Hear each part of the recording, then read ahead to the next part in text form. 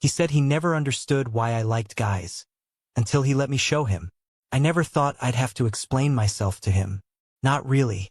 He had always been there, orbiting around my life in ways that felt both comforting and unbearable. He was the kind of friend everyone wanted, easy to laugh with, easy to trust, the kind of guy who could make an entire room light up just by leaning against the wall with that careless smile of his. But for me, he was something else. Something more dangerous. I'd known him since high school. We weren't best friends, but we were close enough that he'd sit at my lunch table, close enough that he'd text me after practice, close enough that when I came out my senior year, he was one of the first people I told. I remember his reaction, the way he blinked a little too long, like he wasn't sure how to process the words, but then he just nodded. He didn't hug me. He didn't freak out. He just said, "Cool, man. Thanks for telling me." At the time, I thought that was enough. But over the years, little cracks started to show in that easy acceptance. Question here, a strange look there. He'd tease me sometimes, not in a cruel way, more in a curious way, about whether I thought some guy was hot or what it felt like to kiss another guy. It wasn't mocking, not exactly, but it always came with this edge of something I couldn't quite name. Then, one night, when we were both already in college but home for summer, he asked me the question that would change everything. We were in his car, parked on the empty street outside my house. The air smelled like cut grass and gasoline, and the radio hummed low, a song neither of us were really listening to. He drummed his fingers against the steering wheel, that restless energy rolling off him in waves. "Can I ask you something?" he said finally. I looked at him, trying to read the tension in his jaw. "Yeah, of course." He hesitated, then glanced at me like he was bracing for impact. I don't get it. Like, I don't get why you like guys. I'm not judging, I swear, but I can't wrap my head around it. What is it about? You know, us." The words lodged in my throat. I felt heat climb my neck, part embarrassment, part anger. He said it so casually, like he wasn't asking me to open the most private part of myself and lay it bare for him to dissect. I wanted to tell him to screw off, to tell him that I didn't owe him an explanation, that my heart wasn't a science experiment for him to study. But the way he looked at me, genuine, almost desperate, it broke something in me. So instead, I said softly, "It's not about guys. It's about connection. It's about wanting someone, feeling safe with someone, needing someone. And for me, that happens with men. That's all." He leaned back, staring through the windshield like he was trying to decode the night sky. For a moment, I thought that was it, that he'd nod, maybe apologize, and we'd go back to talking about sports or music or the movie we'd just seen. But then he said, "I don't think I'll ever get it, unless someone shows me." The words hung between us, heavy and electric. My stomach lurched. "Shows you?" I repeated, my voice breaking on the word. He turned to me then, and I swear the air in the car changed. His eyes were darker than I'd ever seen them, and there was something raw there, something I'd never been allowed to touch. "Yeah, I mean you could show me." My pulse roared in my ears. I didn't know if he was serious or if this was some cruel joke, some experiment he wanted to run for his own curiosity. Every instinct told me to protect myself, to laugh it off, to climb out of the car and never look back. But then his hand shifted on the console between us, just a little closer to mine. He wasn't touching me, not yet, but it was enough. Enough to make me realize that maybe, just maybe, he wasn't mocking me at all. My voice shook. "I don't want to do something you'll regret." His throat worked, his Adam's apple bobbing. Maybe regret's not the right word. Maybe it's something I need to understand. And the only way I'll understand is if I let you show me. I didn't breathe for what felt like an eternity. The boy I'd spent years silently aching for was asking me, begging me, in his own way, to bridge the impossible distance between us. And I was terrified. Terrified that this was a mistake. Terrified that he'd wake up tomorrow and hate me. Terrified that I was about to break my own heart in the cruelest way imaginable. But I was also more alive in that moment than I had ever been. So I nodded. Barely, but I nodded. And when his hand finally brushed against mine, I felt like the ground had split open beneath us and revealed a truth neither of us could ever unsee. The first touch was nothing. just the brush of his fingers against my skin.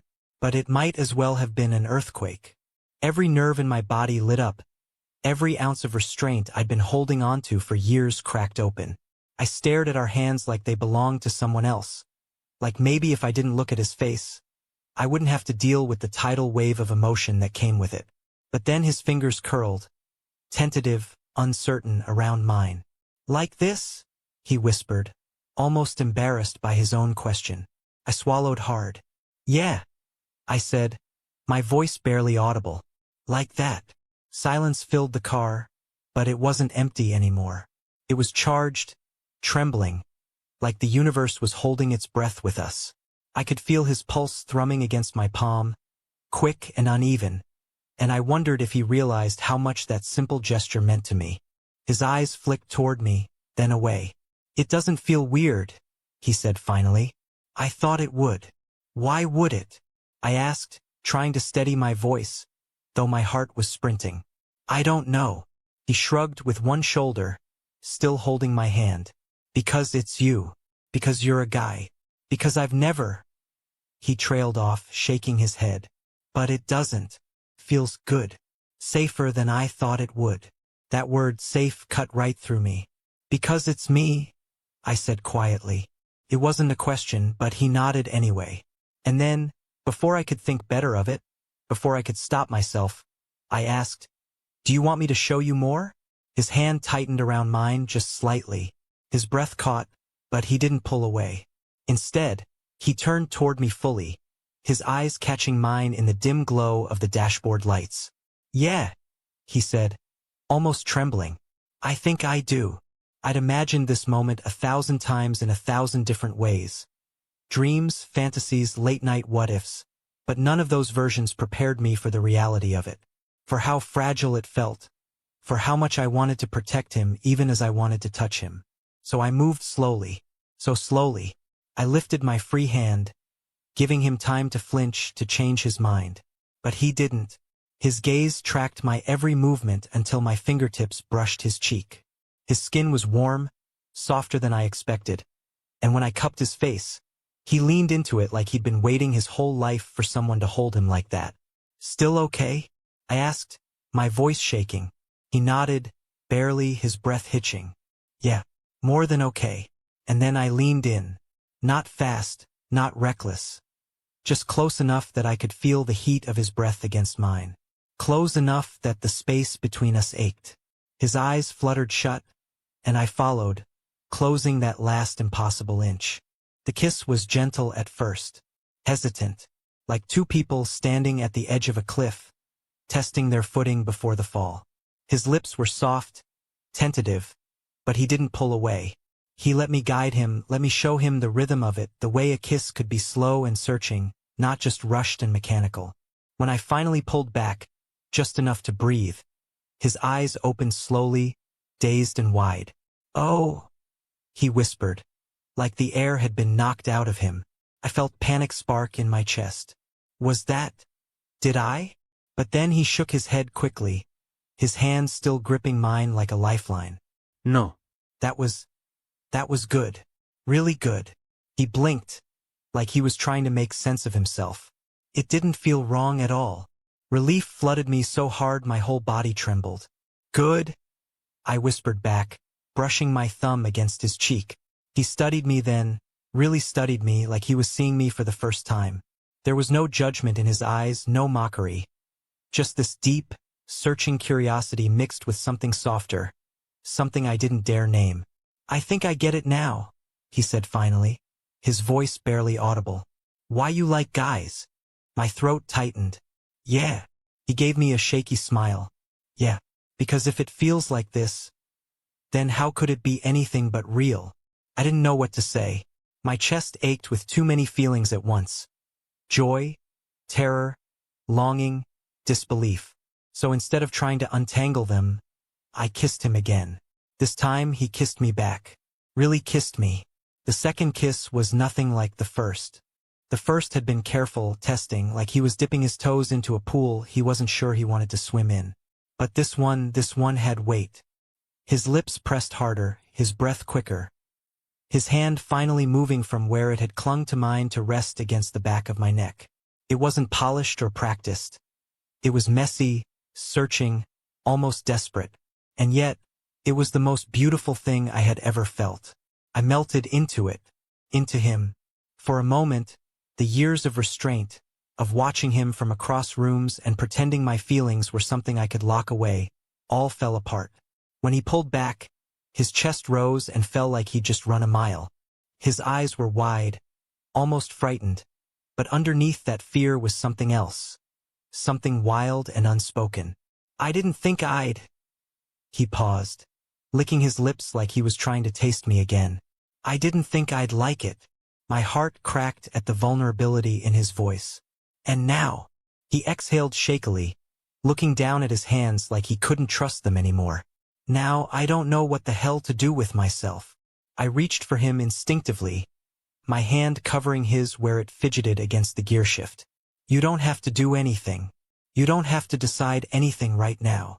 He shook his head, laughing once, but it wasn't a happy laugh. You don't get it. My whole life I've thought I was straight. I've hooked up with girls, I've dated girls, I've built this whole picture of who I thought I was. And then you... He looked up at me then, eyes blazing. Then you kiss me and suddenly none of that makes sense anymore. The weight of his words hit me like a punch. I wanted to apologize, for confusing him, for shaking his foundation. But at the same time, a selfish part of me was screaming with joy, because it wasn't just me anymore. He felt it too. You don't have to have the answers tonight, I said softly. You don't even have to have them tomorrow. Just let yourself feel it. That's all I'm asking. He stared at me, his jaw tight, like he was holding back 1,000 words. And then, instead of speaking, he leaned in again. This time, he didn't hesitate. His hand slid into my hair, pulling me closer, his kiss rougher, hungrier. It wasn't graceful. His teeth grazed my lip, his nose bumped mine, but it was real. Real in a way that made my skin burn and my heart nearly tear itself out of my chest. When he finally tore himself away, he pressed his forehead against mine. His breath was warm and ragged between us.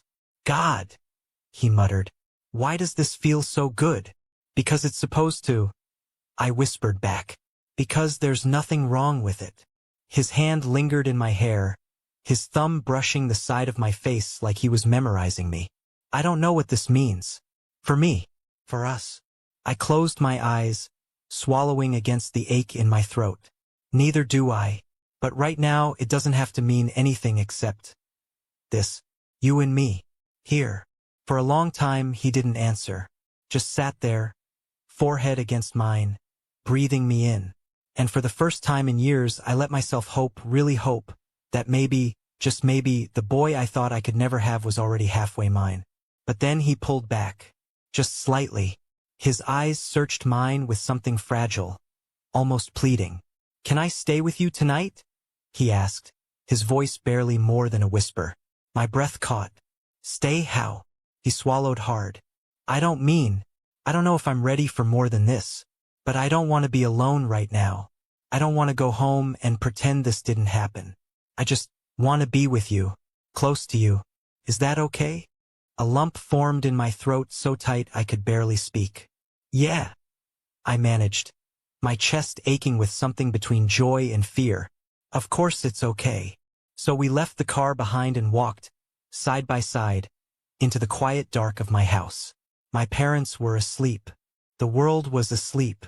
But in my room, with the door shut softly behind us, he climbed into my bed without a word, curling onto his side facing me. And when I slid in next to him, the warmth of his body seeping into mine, he reached for me, hesitant, trembling, and pulled me into his chest. Neither of us said anything. We didn't need to. The silence was loud enough, full of everything we weren't ready to say. That night, I fell asleep in his arms. And for the first time in years I didn't dream of him because he was right there with me. I woke before the sun did. The room was quiet, the kind of quiet that feels sacred, as if the whole world knows not to intrude. He was still asleep, his chest rising and falling in slow rhythm, his arm heavy across my waist. I lay there, afraid to move, afraid to shatter the fragile miracle that had unfolded between us only hours before. I studied him the way you can only study someone when they're asleep, unguarded, vulnerable. His mouth was parted slightly, his brow smoothed out from its usual tension. I traced the shape of his nose, his lips, the faint stubble along his jaw with my eyes alone, memorizing the version of him no one else ever got to see. And then it hit me. This might not last. He might wake up and regret everything. He might look at me differently in the morning light. He might tell me it was a mistake, a curiosity he never wanted to repeat. The thought sliced through me, sharp and cold. But I stayed still. I let myself have this moment because whatever came after, at least I had this, him holding me even if only for one night. Eventually he stirred. His lashes fluttered, and his eyes blinked open, hazy with sleep. For a terrifying heartbeat, I braced for the shift. For him to pull his arm away, sit up, distance himself. But he didn't. He just blinked at me, then gave this small, crooked smile that felt like sunlight breaking through clouds. "Morning," he murmured, his voice rough with sleep. "Morning?" I whispered back, my throat tight. He didn't move his arm. He didn't pull away. Instead, he stretched slightly, sighing into the pillow, and let his hand settle more firmly against my back. For a moment, hope bloomed so wildly in my chest it almost hurt.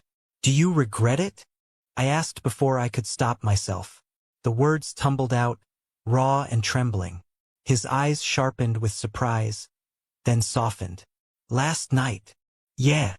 My voice was barely audible. He was quiet for a long time, and each second was a hammer against my ribs. Finally, he shook his head. "No." "I don't regret it." The relief was so intense it nearly knocked the air out of me. "But," he added softly, and the word cut through the fragile bubble of warmth, "I don't know what to do next. I don't know what this makes me, or what people will say, or if I'm ready to be whatever this is." I nodded, even though every part of me wanted to beg him not to complicate it, not to drag the outside world into the fragile cocoon we'd built. "That's okay," I said, though my voice cracked. "You don't have to know right now." He studied me then, his eyes searching, almost pained. "But you've known. For years. You've had time to figure yourself out." I don't even know where to start. I swallowed hard. "You start by being honest with yourself. With me. That's all." He nodded slowly, his gaze dropping to where our bodies still touched, chest to chest, arm draped over me. And then, almost to himself, he whispered, "It's just so easy with you. Easier than I thought it would be." My chest ached with the weight of it because I knew what he meant.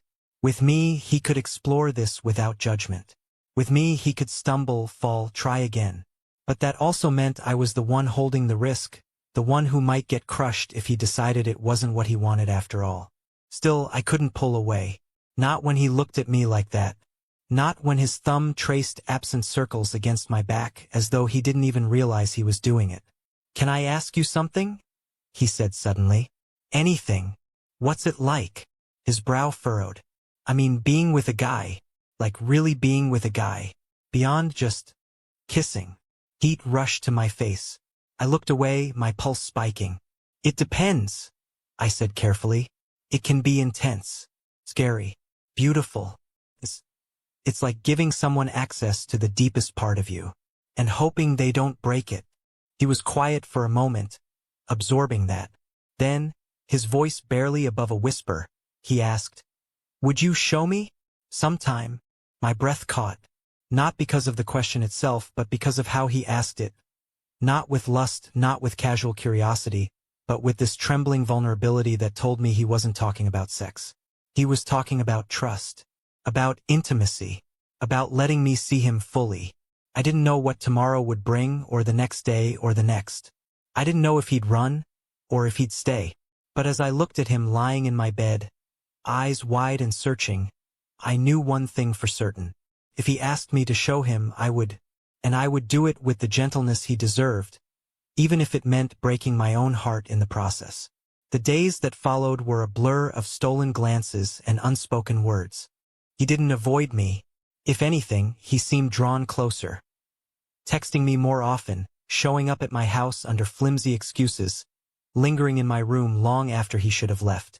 But there was a tension beneath it all, a crackle in the air that neither of us dared to name. When we were alone, sometimes his hand would brush mine, accidentally. Sometimes he'd sit so close our knees touched, and he wouldn't move away. And every time my heart would pound so hard I thought it might give me away. But when other people were around, it was different. He slipped back into his old self, loud, charming, effortlessly straight. He laughed with the guys, flirted with girls, and no one would have guessed that 2 nights earlier he'd fallen asleep with his arm around me. And maybe that was what hurt the most.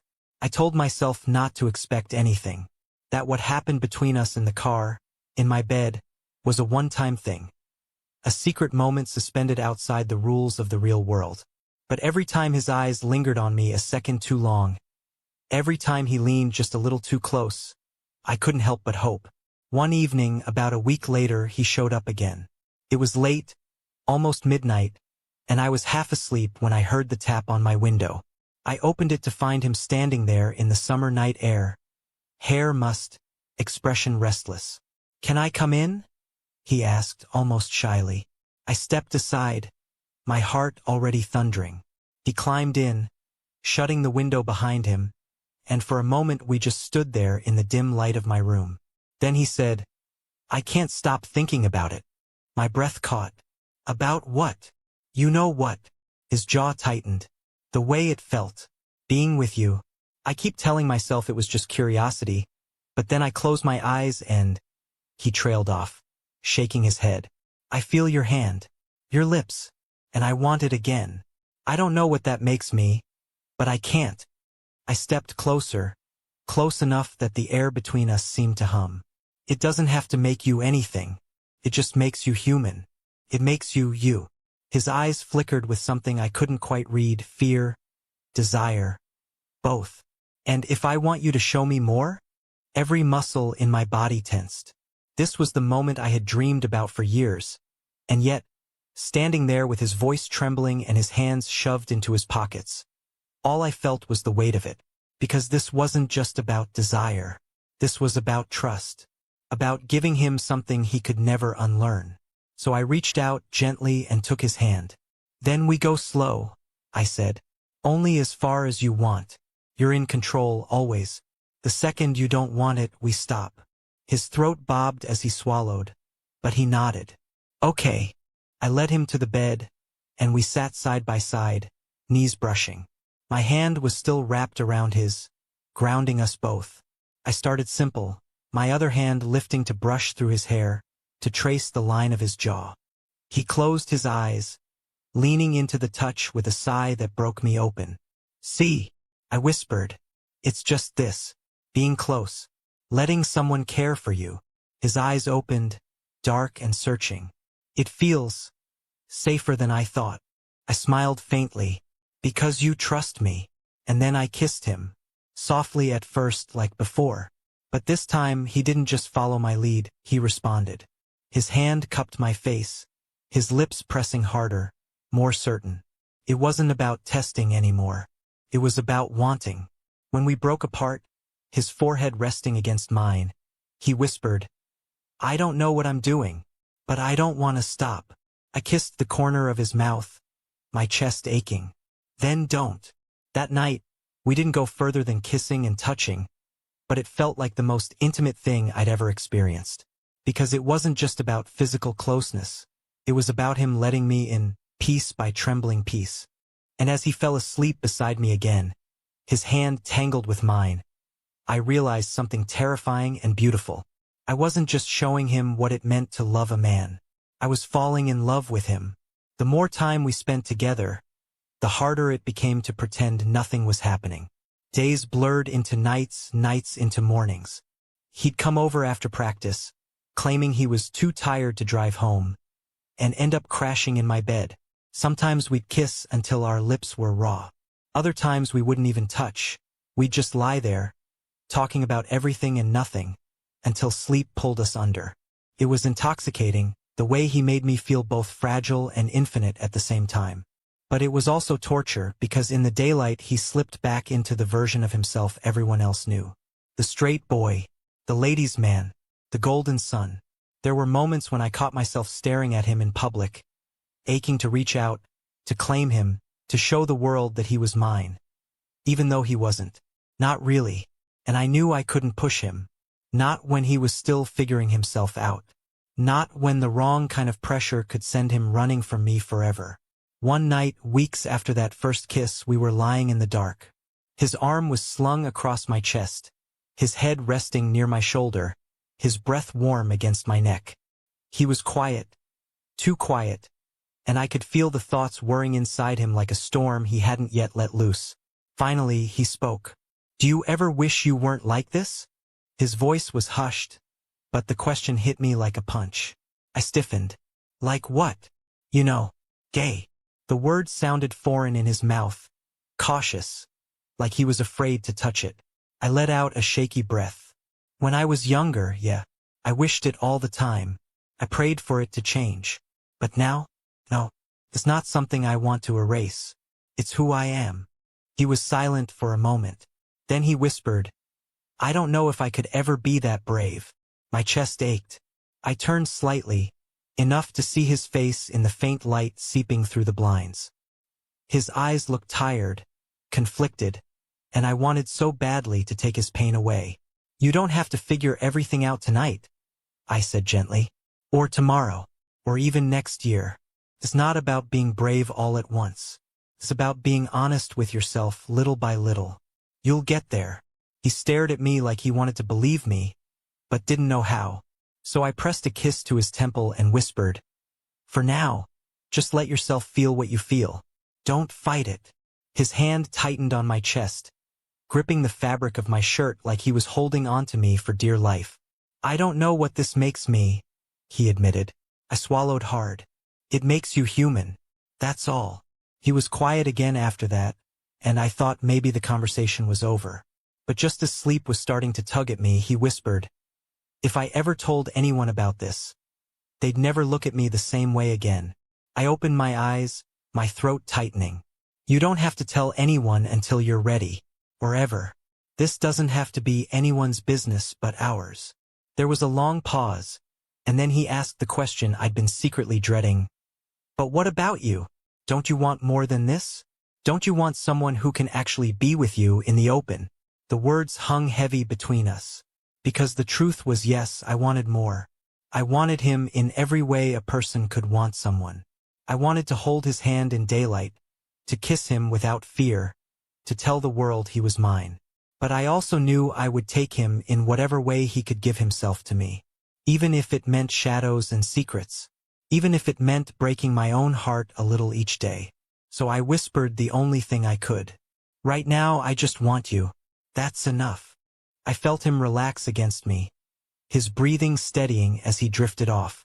But I lay awake long after, staring at the ceiling, wondering how long enough could last before it shattered us both. The breaking point came quietly, like most things between us did. It was late September, the kind of night where the air hinted at fall but the heat of summer still lingered. We were at a party. Loud music. Too many people crammed into a living room that smelled of beer and sweat. He stuck close to me at first, but then drifted away, swallowed by a crowd of friends and strangers. I tried not to watch him, tried not to notice the way he laughed too loudly with a girl who touched his arm, the way his smile stretched wide and careless in a way it never did when we were alone. But I couldn't help it. The jealousy came sharp and fast, a blade twisting in my gut.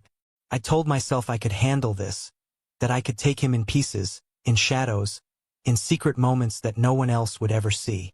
But standing there, clutching a cup of warm beer I didn't even want, I realized how much it hurt to watch him live two lives. And how much it hurt that, in one of those lives, I didn't exist at all. I left the party without saying goodbye. I thought maybe he wouldn't notice, that he'd be too wrapped up in his performance to care. But half an hour later, there was a knock at my door. When I opened it, he was standing there, breathless, his hair mussed from the night air. "Why'd you leave?" he asked, his voice low and urgent. I swallowed hard, stepping aside to let him in. I didn't feel like being there anymore. He closed the door behind him, leaning back against it like he needed the support. You're lying. My chest tightened. So what if I am? Tell me. His eyes were sharp, desperate. What's wrong? Something inside me cracked. Weeks of silence, of compromise, of swallowing my own longing just to keep him close. It all came spilling out. I can't do this, I whispered, my voice shaking. I can't watch you flirt with girls in front of everyone and then crawl into my bed at night like none of it matters. I can't be your secret anymore. It's killing me. His face crumpled, like I'd struck him. I didn't mean. But you did?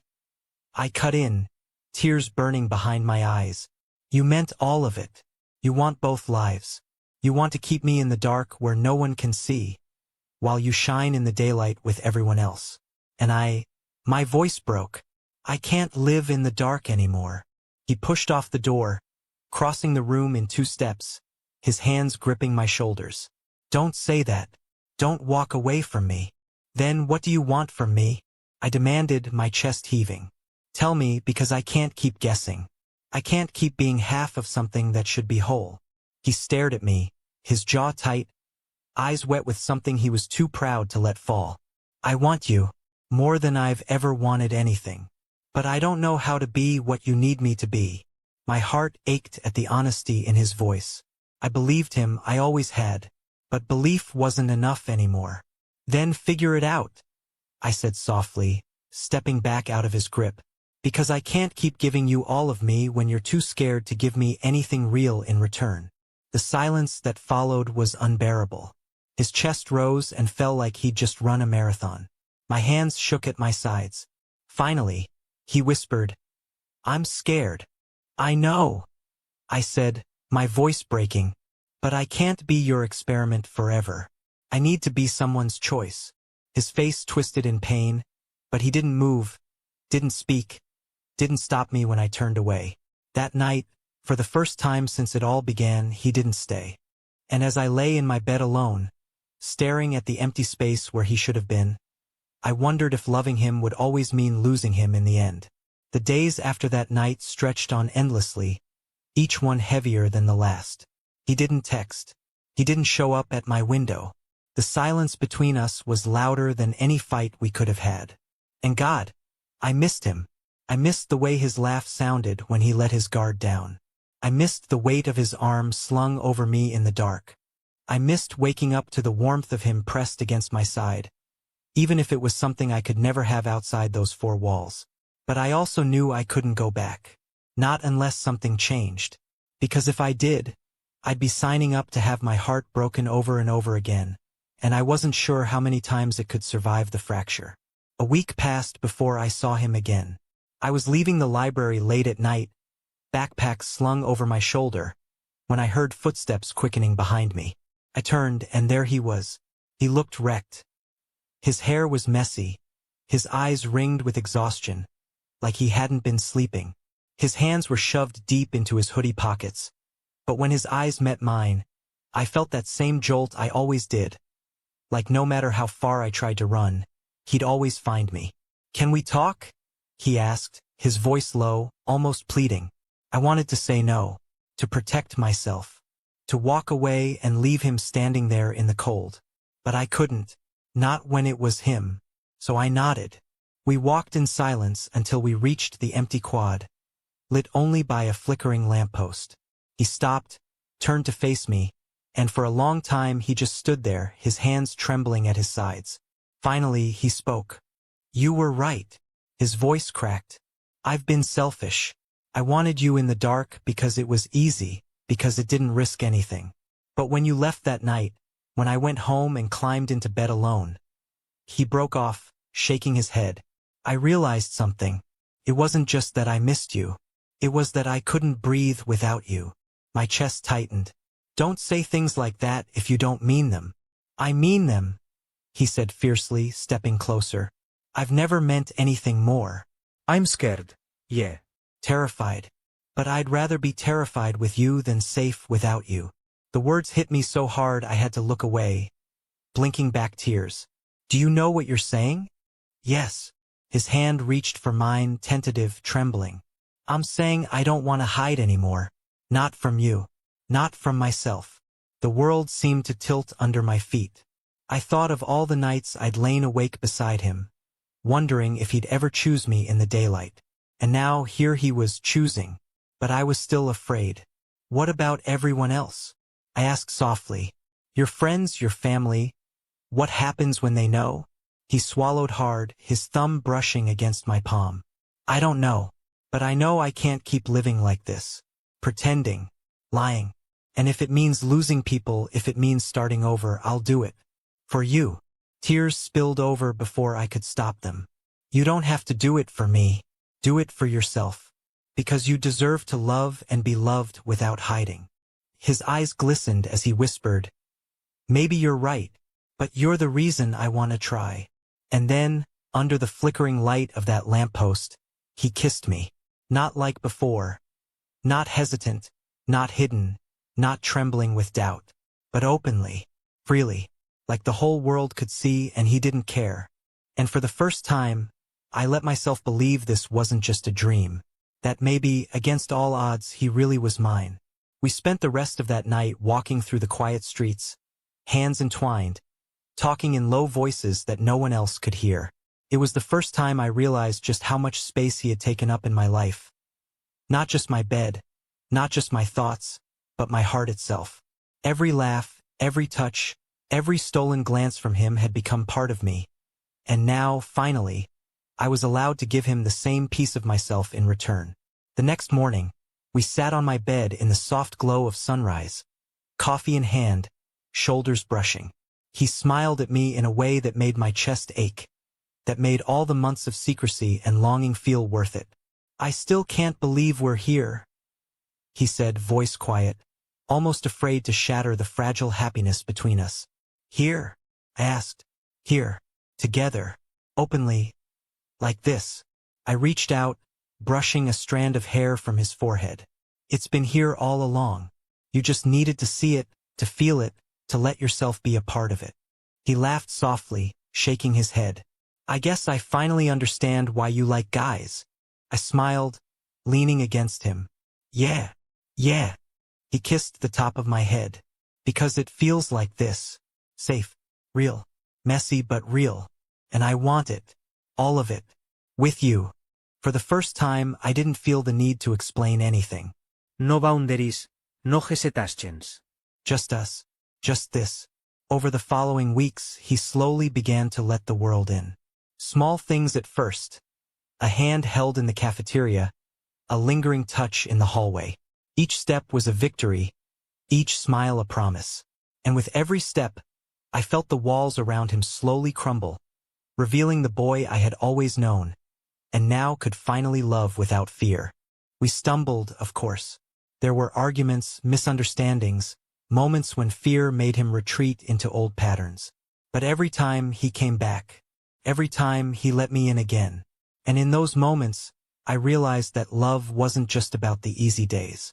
It was about the willingness to keep coming back, to keep choosing each other even when the world seemed determined to keep us apart. One night, weeks later, we lay in bed together again. He traced shapes on my arm with his fingertips, eyes half closed, content. You know, he murmured, I never thought I'd feel this way. About a guy. About you. I thought I'd be lost forever. I smiled, kissing his shoulder gently. You were just waiting for someone to show you. He laughed softly, a sound full of relief and wonder. I guess I found him. And I found you, I whispered back. We fell asleep like that, tangled together, no secrets, no hesitation, no pretending. For the first time, the world didn't matter. The past didn't matter. Only us. And in that moment, I knew that everything we had been through, the fear, the longing, the heartbreak, had led us here, to each other, whole, open, and finally free to love without hiding.